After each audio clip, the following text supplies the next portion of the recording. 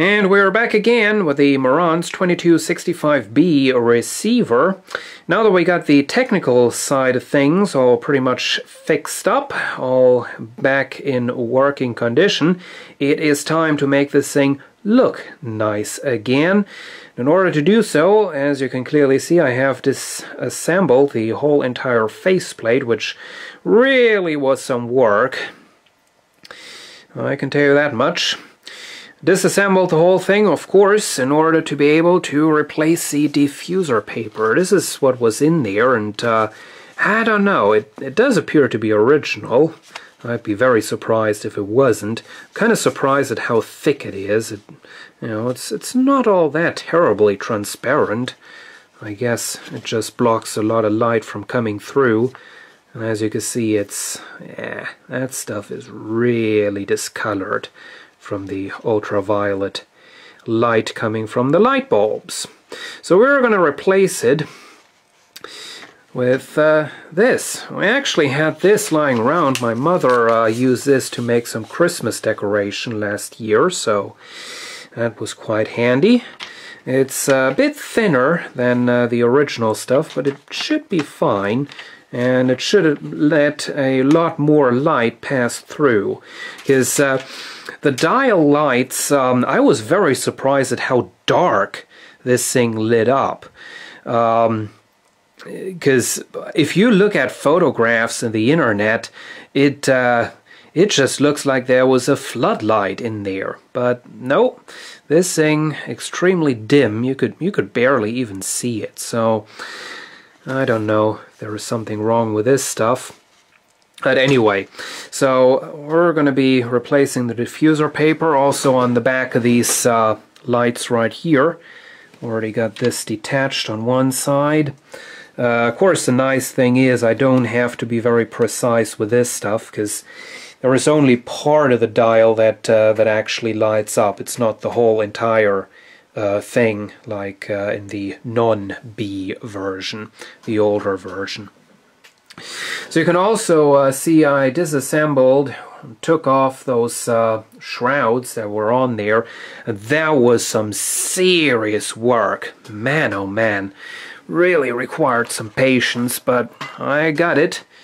Here we have, well, what obviously was behind there, behind the FM and AM dial, tuner dial. There was a mesh thing. I don't know where it is right now, but there was a mesh type of thing on top of it to keep dust particles from getting into the vents. That fell off, so I'll have to put that back in place. You can see this thing is, it's not all too terribly burned by the light bulbs. As you can see, it's just very, very dirty inside. I already cleaned the bottom part of it, so that's fine, but if we look at the top, you can see it's pretty filthy, so it's not going to be very reflective, so it needs to be cleaned. I also managed to get the blown stereo light out of this rubber thing, which really was quite a bit of a challenge, because this thing is hard. This rubber is extremely hard and brittle, so definitely a good thing I didn't broke that. Unfortunately, I did break another thing, and that's this.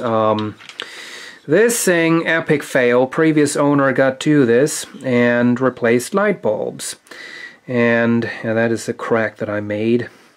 Not that good. This thing was getting into a bit of a conflict with this roller here, so I actually had to bend this upwards. I could not unscrew it because the screw right there is stripped, so can't get it out anymore. Anyway, previous owner on this thing replaced the original light bulb with some really weird things. That's one of them. So you can see this filament material has just evaporated and is now on the glass, so it's not very bright anymore. And these things are just they light up, and they are just incredibly hot. Like, you can't even get close to them without burning your fingers. These are Stanley brand bulbs. They do seem to be the original specifications, so I don't know what's up with those, but definitely epic fail, because as you can see on this side, the plastic has actually melted, believe it or not. It's maybe able to see that. It did melt. So also, now this is the thing. Of course, I did order in that light kit. I was intending to just go ahead and replace all the lights, but I'm getting into this. Now, previous owner broke off 3 of the tabs on this thing, so that light bulb board doesn't hold in properly anymore. And he also broke one of the tabs on this thing, so also that doesn't hold in properly anymore. So tonight, I guess I'm just going to give this whole situation a bit of a rethink, and I guess I'll be going to my electronics store tomorrow. I do know they have some LED strip lights, so I'm going to see if that's any good, and if it is, and if it's affordable and not €1,000 per meter.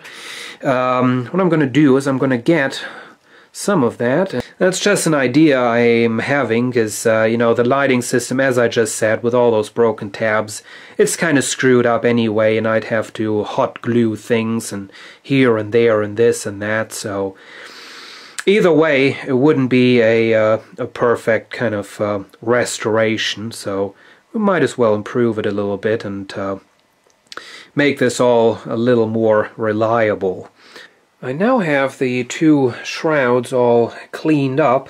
You can see they are still quite badly discolored from the heat of the light bulbs.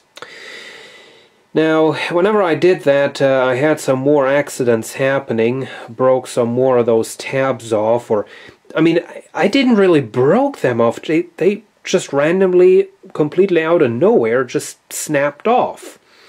So this plastic is in just absolutely horrible condition. So anyway, another thing, I got in the LED strip light. There it is, looking quite neat. That stuff was quite expensive. 60 centimeters cost me what, €35 I believe.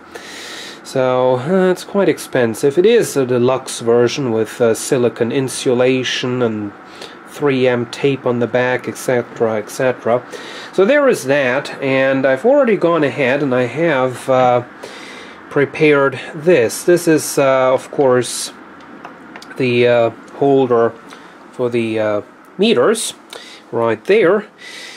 As you can see on this one, all the tabs are now broken off except for one. So there is no chance you're going to be able to put the original holders, original light sockets back into there all properly. So really didn't have much of a problem modifying this, because, well, it was broken anyway. So I glued in some pieces of tin, you know, tin, metal, whatever, pieces of metal, as you can see, and on top of that I just stuck the LED strip light, and as you can see, it is looking surprisingly nice, I have to say. And we're all hooked up, ready to go. So you can see LEDs are already glowing a little bit. I now bring the voltage up to the full 12 volts. You can see that is quite bright. Let's look at it from the side. You can see that is making quite a bit of light. So I think it's going to look pretty good behind those meters there. This is just standard white, neutral white. They also had warm white, but since in the end this is going to be blue, I think it is going to look better if we go with just a neutral white. The blue is just going to be more of a blue. So that's the first thing done right there. Now with this, I was kind of trying different things, how I'm going to mount the LED strips into this. Originally I was going to stick one on the bottom and one on top, but I kind of tried that, and in comparison with this, this would have just been so much darker, so I guess that would have looked pretty stupid. So what I'm going to do is I'm going to mount them all the way to the back.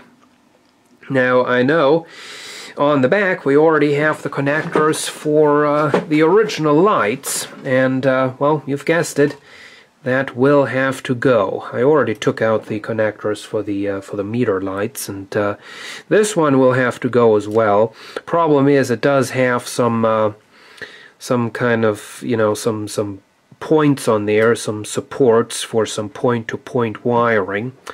So I put in this strip down there, so hopefully I can move all the point-to-point wiring that I really can't move to anywhere else, or just replace with something else.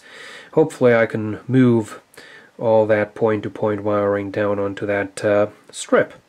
So that's where we are right now, so let's see how we can get on with it.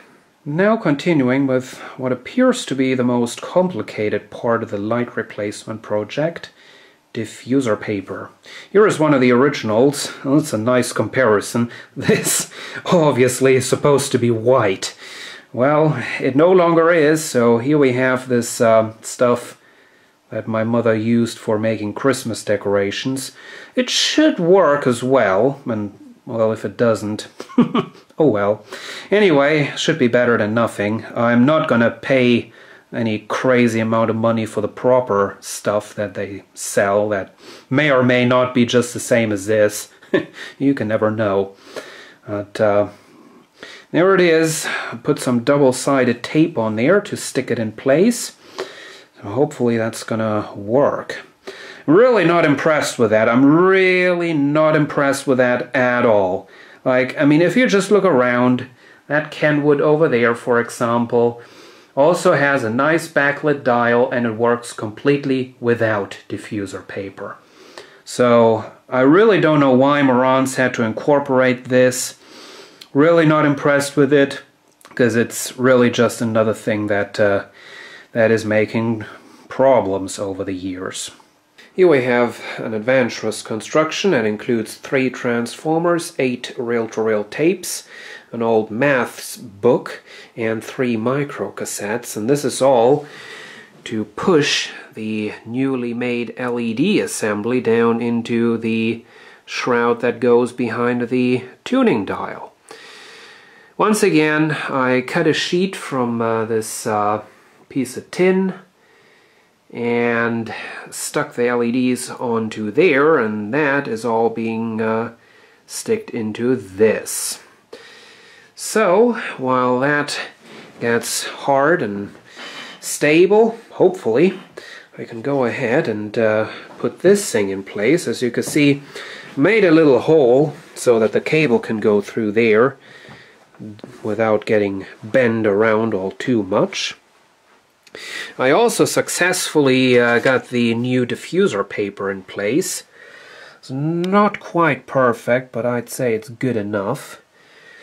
And I can already see the difference. I mean, we now get a slight shine of light through this. Well, before it was just darkness. So, let's see if with a whole lot of patience I can get this thing to go back into there.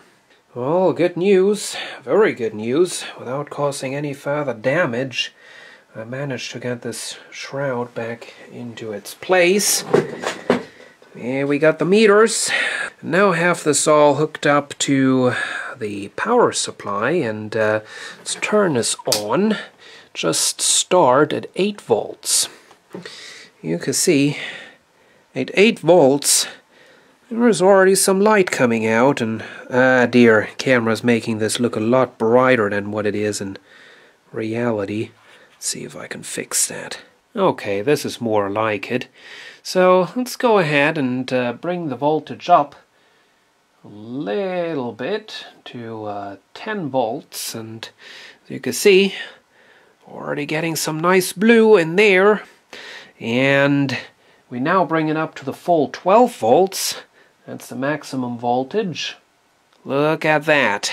That is bright. That is very bright.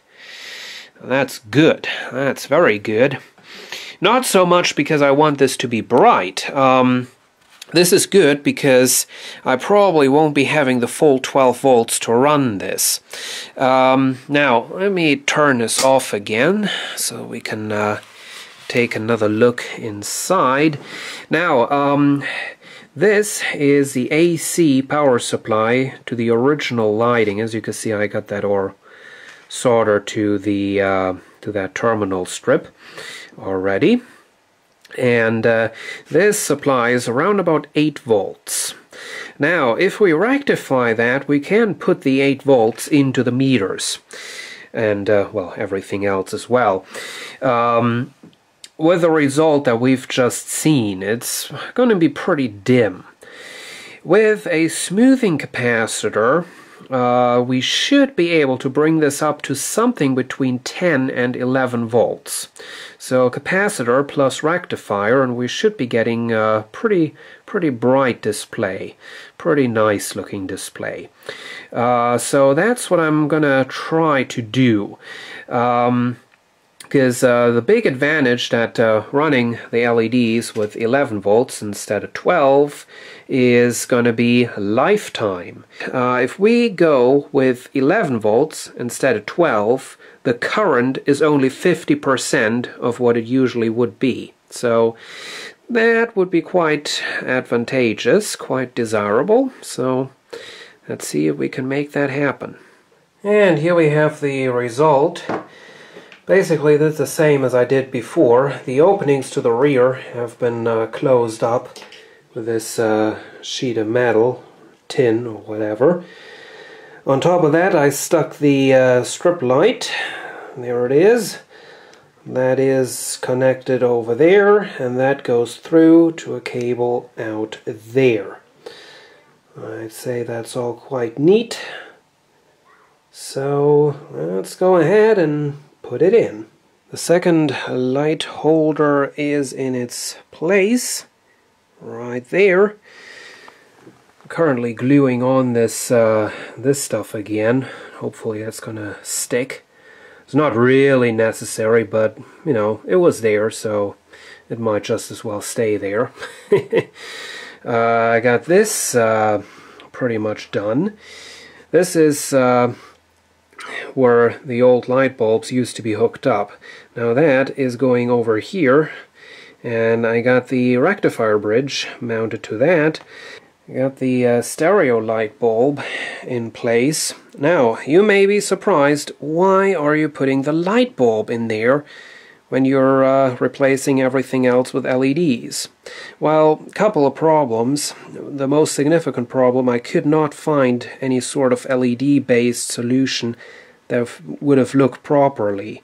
Unfortunately, the light bulb I got in that replacement light kit is smaller in diameter than the original bulb, so I could not just simply stuff it into that rubber thing. As you can see, it's just lying in there pretty much loose. So I added a drop of glue.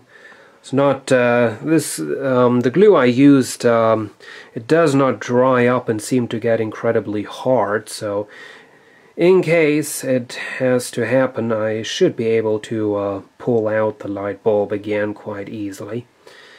Got that taped onto the transformer for right now so that it doesn't move about while the glue dries. Some more progress has been made. Really seems to go kind of quick now.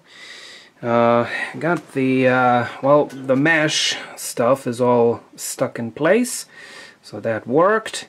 I got the circuit board with the LEDs back in place. Right there, managed to get that done without breaking any more tabs. So that's good. I have the stereo light wired up temporarily. This obviously will have to be done a little bit better. And I have this all hooked up, have the LED strips temporarily hooked up to the output of the rectifier bridge. Right there, strip has been mounted temporarily so that it doesn't short out against anything. So we are about ready to turn this on. Of course, one imperfection aside from that right there is this. This is the resistor that is connected in series with the dial pointer light right there. That used to connect down to a just a mounting point on the light holder circuit board right there. Of course, that's gone now, so it is pretty stable just the way it is. So I'm probably just going to put some insulating tape on there, and that's going to be it. Ought to be fine. So let's go ahead and turn it on, see how it looks. There it is. Not bad. You got the radio going. Can hear it through the headphones. Now the LED strips, and once again it looks a bit brighter on camera than it really is. Also, for some reason this the blue does not look as deep and rich on camera than it does in reality. So, anyway, please keep that in mind. Don't tell me it looks like crap, because this is not how it really looks. But anyway, LED strips are only running off, well, the meter says 6.8 volts, which is definitely not true. It's got to be more than that. Of course, it's not a true RMS meter, so it's probably not measuring quite perfectly. Of course, rectifier bridge puts out the rectified AC, so we're getting this kind of waveform. But that's okay. I don't want this to be any brighter than this, because if we just kind of look closely, and well, you can't really tell right now, but I tried it. I put on the dial and tried it out, and this kind of brightness is about the same that we're getting out of these tiny little LEDs for the input selector and the stereo light. So with this kind of brightness, even though the voltage is very, very low, we are getting a pretty nice and balanced kind of light output from the whole entire display of the receiver. And of course now it's time to start with the cleaning process. Just got done cleaning that tuning wheel. You can see that is looking quite nice. And you can also see the kind of stuff that I got off of there. Ugh, absolutely nasty. And here we have the FM dial. Once again, a little comparison. This is the original diffuser paper. Quite brown, I really have to say. You can't call that yellow anymore, it's brown.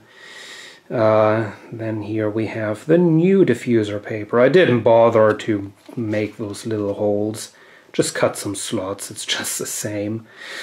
Sticking this in place, as you can see, I was actually able to recycle the original glue that was already on there. What you can see all around here is the original glue, and it does hold on really well. On the sides I just added some double-sided tape. This is a nice tape I have. It's not too terribly sticky, but it should hold this on reliably. For the dial itself, where I'm not so sure, I decided to use that stuff. That's some really, really nasty sticky tape. Really, really sticky. About the silver finish here, I do have to be kind of careful. I do have some discolorations down here, but whenever I try to scrub them off, I actually started scrubbing on the silver finish. So I did wipe it all down real good, but I fear I will have to leave this. Have to get that fingerprint off of there. That's looking quite nasty. But anyway, other than that, I guess I won't be able to clean this up perfectly without making any holes into the finish. So, yeah. And we have the dial pretty much reassembled. Cleaned it all up. Well, that should be good. I also cleaned up the faceplate, except the glass. Haven't cleaned that yet. I'm going to do that right before I mount this, just to make sure that I don't get any new spots on there. We're going to use alcohol-based window cleaner for the glass, obviously. Of course, this faceplate is this kind of brushed aluminum that, you know, once it's dirty, you're never going to get it clean anymore. But I think I got it pretty good. It does look pretty decent, I'd say. But, well, let me warn you, this thing has some pretty damn sharp edges. That's where this came from. This finger isn't looking much better, except it's not bleeding. So, really got to be pretty careful with this. And there we have our faceplate back together. We'll be cleaning the knobs at another point of time. Don't feel like doing that right now. As you can see, now something I did, this thing right there that holds the faceplate in at the mid control, I only turned that in as far as I could get it with just my fingernails. Because the thing is, if you use tools on that, like, you know, screwdriver or something, the risk of slipping out of there and scratching the faceplate just becomes very high. So I decided to just tighten it down as far as I could go with my plain hands. Should be good. As we turn it on, there we have it. Uh-oh, major annoyance. Dial is coming off. Double-sided tape does not work for holding this up. So what I'm going to do now is I'm going to use this multi-purpose glue. I tried that before. I just stick a piece of plastic to a piece of metal, and with a bit of force I could remove it again. So even though we're really going to glue this thing in place, it will be possible to still take the dial off for any future repairs. It's a bit later now, and as you can see, the Marantz receiver has been transformed. Well, anyway, let's just wait for the glue to set up, and well, I guess we're just gonna go from there. Hopefully make some steps forward. As you can see, I got the AM bar antenna back in place. Have it all hooked up and got this cover back on. I did find one thing that I didn't see so far. May be able to see surrounding that screw. There is a crack in the circuit board.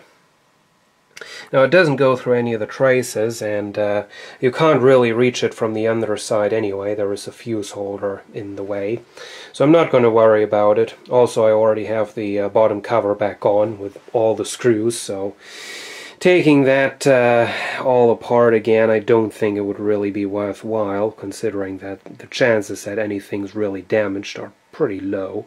I wired up this properly, shortened the leads and all that, the LED lights. That's now all in place. As you can see, in the end I decided to add a little filter capacitor. It's just a small one.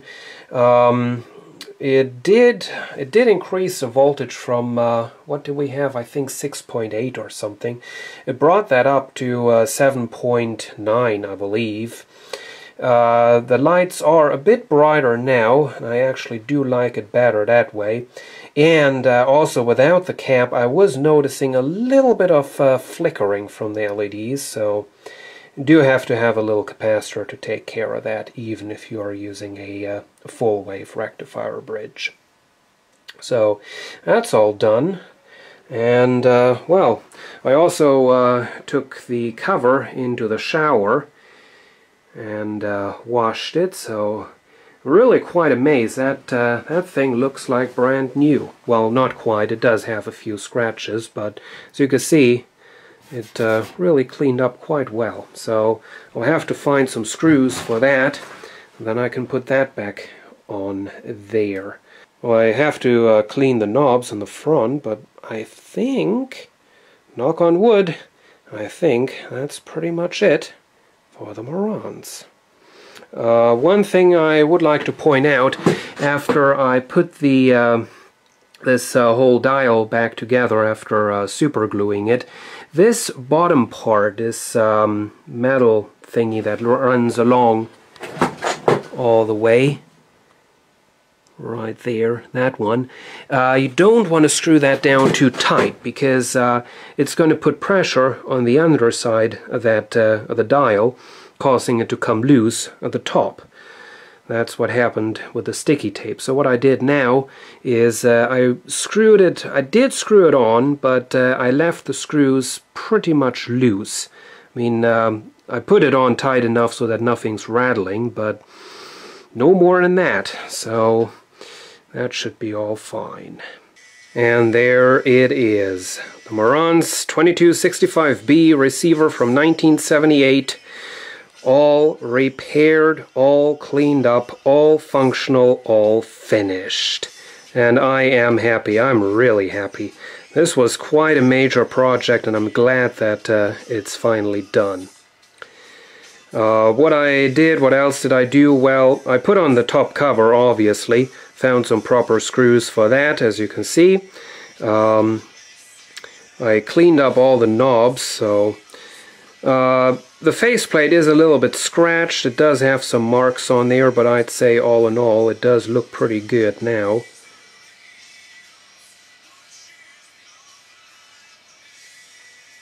I also adjusted the power amplifier, hopefully for the last time. The quiescent current and DC offset, so that is all good. And, well, there it is. Marantz 2265B receiver. So, there it is. Now, you don't have to be sad, as I already have the next major project waiting in line. That's going to be that receiver right there. And until then, for a bit of relaxing, I have this one right there. So that's probably going to be next. So, until then, thank you for all your patience. Thank you for watching, and see you again soon.